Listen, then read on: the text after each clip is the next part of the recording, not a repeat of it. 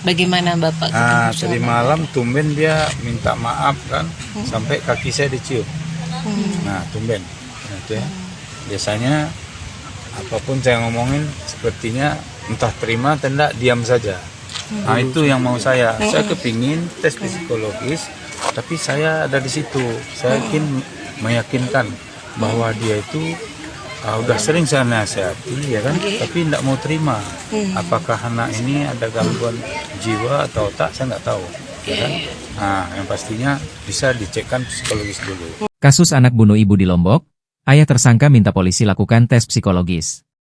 Edi Herman, suami almarhumah Yeni Rudi Astuti, 60, korban pembunuhan oleh anak kandungnya di Lombok Barat, Nusa Tenggara Barat, NTB, meminta polisi untuk melakukan pemeriksaan psikologis pada anaknya, Bara Primario, 33.